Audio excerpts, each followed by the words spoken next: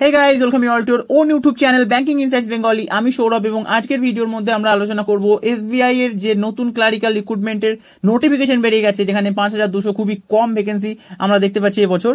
আর সেখানে কি কি ইম্পর্টেন্ট পয়েন্ট আছে, এলপিটিতে কি পরিবর্তন হয়েছে এবং তার সাথে এক্সপেক্টেড কাট অফ এবছর কি যেতে পারে, তার জন্য ভিডিওটা প্রথম থেকে শেষ পর্যন্ত ভালো করে দেখে নাও এবং তারপর তোমরা চাইলে কিন্তু ফর্ম ফিল আপ করতে পারো। ওকে, ফর্ম ফিল আপ করার আগে অ্যাটলিস্ট প্রতিটা পয়েন্ট সম্পর্কে তোমাদের একটা আইডিয়া থাকা উচিত। ব্যাপারটা তো ডিসঅ্যাপয়েন্টিং, কারণ 5200 ভ্যাকেন্সি যথেষ্ট কম ভ্যাকেন্সি অল ইন্ডিয়া লেভেলে, এবং ওয়েস্ট বেঙ্গলের ভ্যাকেন্সি সেই তুলনায় খুবই কম।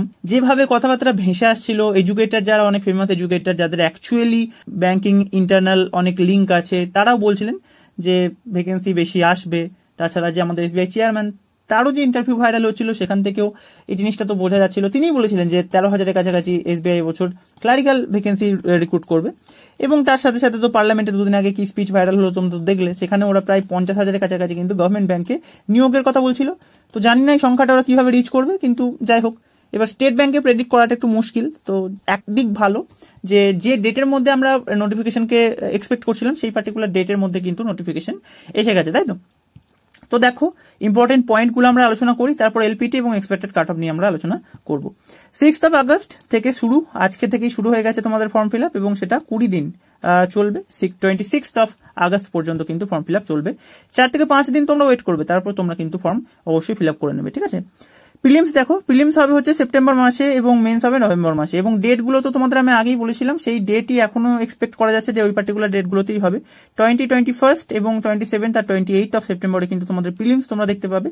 এবং যে পরিমাণে ভ্যাকেন্সি আছে এবছর মনে হয় না যে মাল্টিপল শিফটে মেন্স হবে। তো মেন্স হয়তো 15th অথবা 16th এর মধ্যে তোমরা মেন্স কিন্তু সিঙ্গেল শিফটের মধ্যেই দেখতে পেতে পারো। ওকে, ওয়েস্ট বেঙ্গলের মধ্যে তোমরা ভ্যাকেন্সিটা দেখো, খুবই কম ভ্যাকেন্সি, 270টা ভ্যাকেন্সি কিন্তু ওয়েস্ট বেঙ্গলের মধ্যে এবছর রিলিজ হয়েছে। এর মধ্যে একটা ইন্টারেস্টিং ব্যাপার হচ্ছে যে ব্যাকলগ ভ্যাকেন্সি কিন্তু এবছর খুবই কম। ওয়েস্ট বেঙ্গলের মধ্যে ব্যাকলগ ভ্যাকেন্সি তোমরা দেখো কিছুই নেই সেরকম তুলনায়। এবং আমি টেলিগ্রাম চ্যানেলের মধ্যে একটা আরটিআই রিপোর্ট যেটা তোমাদের সাথে শেয়ার করেছিলাম, সেখানে তোমরা দেখেছিলে যে জাস্ট ডিভিতেই অলমোস্ট 186 জনের কাছাকাছি কিন্তু অ্যাবসেন্ট ছিল। তো সেসব কোনো নাম্বার তো এখানে নেই। এবং এটা থেকে একটা জিনিসই বোঝা যাচ্ছে যে দেখো, এসবিআই এর 2024-এর রিক্রুটমেন্ট প্রসেস কিন্তু এখনো কমপ্লিট হয়নি। ওদের ফার্স্ট রিজার্ভ লিস্ট বেরোবে, সেকেন্ড রিজার্ভ লিস্ট বেরোবে, থার্ড রিজার্ভ লিস্ট বেরোতে পারে। তো সেগুলো যতদিন না কমপ্লিট হচ্ছে, ওরা কিন্তু সেসব ব্যাকলগের ভ্যাকেন্সি কিন্তু এই নতুন নোটিফিকেশনের মধ্যে ওরা অ্যাড করতে চাইছে না বা করবে না, হয়তো অনেক আগেই নোটিফিকেশনটা ওরা বের করে দিল। তো ওই দিকের যতক্ষণ না প্রসেস কমপ্লিট হচ্ছে, সেসব নাম্বার তো ওরা জানতে পারছে না। তো মোস্ট প্রবাবলি ওই যে ভ্যাকেন্সিগুলো তোমরা 2026-এর নোটিফিকেশনে দেখতে পাবে, ঠিক আছে? যদিও একটা স্লাইড চান্স আছে, সেটা নিয়ে তোমাদের বলছি। যাই হোক, দেখে নাও, 270টা কিন্তু আমাদের ভ্যাকেন্সি আছে। আমাদের জেনারেল ভ্যাকেন্সি কত? 109টা, ইডব্লিউএস 27 এবং ওবিসি হচ্ছে 59 এবং এসসি এগুলো দেখে নিও তোমরা। তার বাইরে হচ্ছে দেখো, এটার কথা আমি বলছিলাম যে অ্যাবাভ ভ্যাকেন্সিজ আর professional and depending on actual requirement of the bank, vacancy কিন্তু ভ্যারি করতে পারে। সো 1% চান্স থেকে যেতে পারে যে এবছর হয়তো যদি প্রচুর পরিমাণে ব্যাকলগ ভ্যাকেন্সি থাকে, তাহলে কিছু ভ্যাকেন্সি হয়তো এখানে অ্যাড হয়ে যেতেও পারে। যদিও সেসব জিনিস এসবিআই কখনো করে না, এসবিআই এসব করার কোনো হিস্ট্রি নেই। আইবিপিএস করে, পরে ভ্যাকেন্সি ইনক্রিজ করে, কিন্তু এসবিআই কিন্তু সেসব করে না, ঠিক আছে? তো যাই হোক, চোখের সামনে যেটা আছে সেটাই রিয়েলিটি, এবং এই রিয়েলিটি অনুযায়ী কিন্তু আমাদের এখন অ্যাক্ট করতে হবে। দেখে নিই নোটিফিকেশন ইম্পর্টেন্ট পয়েন্টগুলো। দেখো, যারা ক্লারিক্যাল তুমি যে সার্কেল থেকে ফিল করবে, কোনো ইন্টার সার্কেল ট্রান্সফার কিন্তু এসবিআই এর মধ্যে হয় না, ঠিক আছে? তো সেটা এখানে মেনশন করা আছে। ওবিসির তোমরা জানো যে নন ক্রিমি লেয়ার লাগবে, এবং ডেট হচ্ছে ইস্যু হতে হবে 1 এপ্রিল 2025, অর্থাৎ কারেন্ট ফাইন্যান্সিয়াল ইয়ার অনুযায়ী কিন্তু তোমাদের ওবিসি সার্টিফিকেট থাকতে হবে। ইডব্লিউএস এর ক্ষেত্রেও তাই, কারেন্ট ফাইন্যান্সিয়াল ইয়ারের ইডব্লিউএস সার্টিফিকেট কিন্তু তোমাদের থাকতে হবে। এসসি এসটির ক্ষেত্রে ডেটের কোনো ব্যাপার এখানে মেনশন করা নেই। এসটি এসসির ক্ষেত্রে কিন্তু তোমাদের যে কম্পিটেন্ট অথরিটি, সেই কম্পিটেন্ট অথরিটি সাইন করা সার্টিফিকেট হলেই কিন্তু তোমাদের হয়ে যাবে, ঠিক আছে? সো এসসি এসটিদের নিয়ে অত তোমাদের ডেট ফেট নিয়ে তোমরা অত ভাবতে চাও না, ঠিক আছে? তারপর হচ্ছে সিভিল, দেখো হেলদি সিভিল দরকার। যদি কারোর নামে কোনো রকমের লোন থাকে, বাবা মায়ের নামে লোন থাকলে কোনো প্রবলেম নেই, তোমাকে একজন ইন্ডিভিজুয়াল অ্যাডাল্ট হিসেবে কিন্তু ওরা ট্রিট করবে।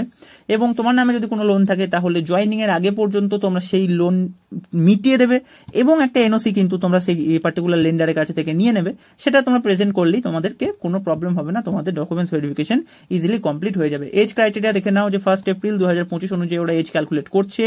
এই দুটো এজের মধ্যে তোমার কিন্তু ডেট অফ বার্থ হলে কোনো প্রবলেম নেই, এই দুটো ডেটকেও তোমরা অ্যাড করতে পারো 20 ইয়ার্স 28 ইয়ার্স হচ্ছে আমাদের ক্লার্কের স্ট্যান্ডার্ড এজ লিমিট, সেই অনুযায়ী কিন্তু এখানে অ্যাক্ট করছে। এজ রিল্যাক্সেশন এখানে আছে, তোমরা দেখে নিও।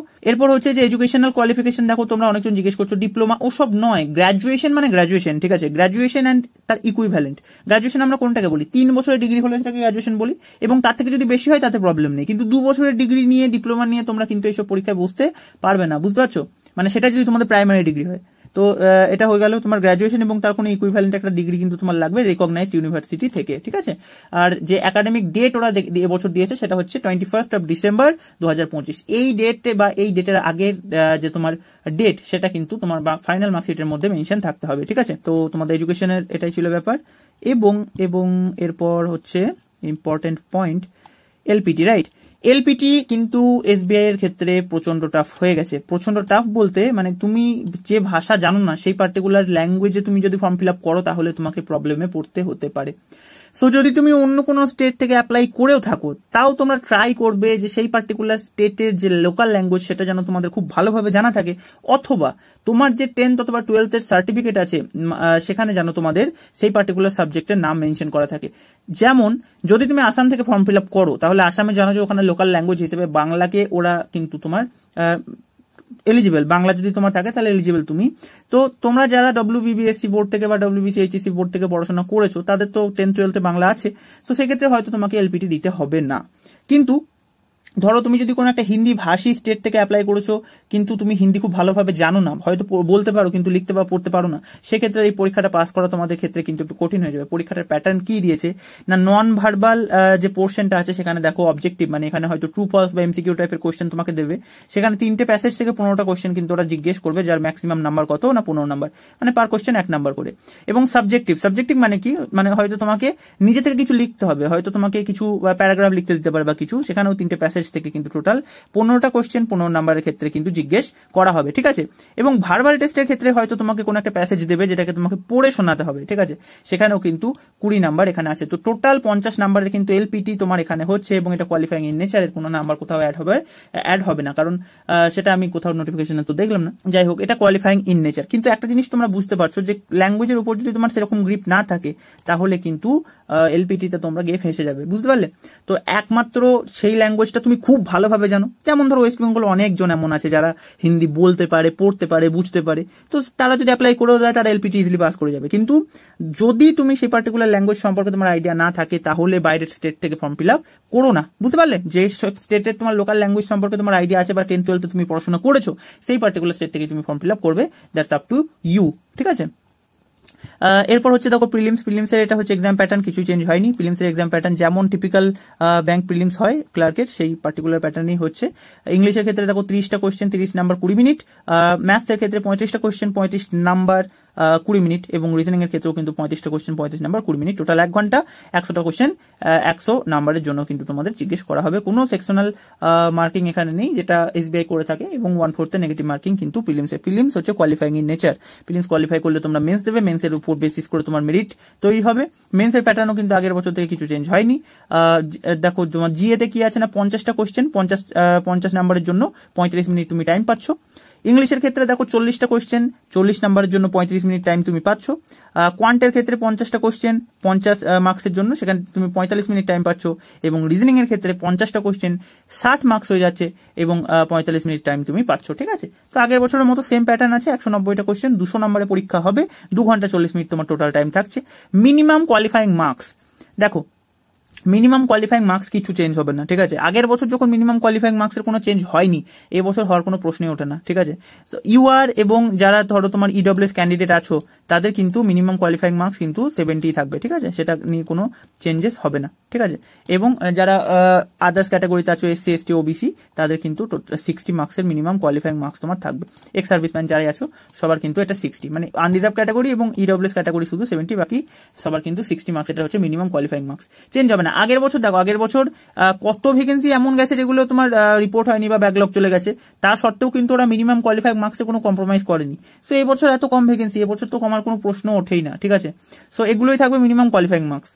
যাই হোক, তারপর তোমরা দেখো এলপিটিতে এখানে আবার ওই সেম জিনিস এখানে বলেছে যে 10টা 12টা যদি তোমার পড়া থাকে তাহলে এলপিটি তোমাদের দিতে হবে না, কিন্তু যদি কেউ এলপিটি না দিতে পারো তাহলে কিন্তু তোমাদের ডিসকোয়ালিফাই করে দেওয়া হবে। তো এলপিটিটা নিয়ে কিন্তু লুজ নেওয়া যাবে না, কারণ এখানে প্রপার ওরা একদম এক্সাম মডিউল ইন্ট্রোডিউস করে দিয়েছে, ঠিক আছে।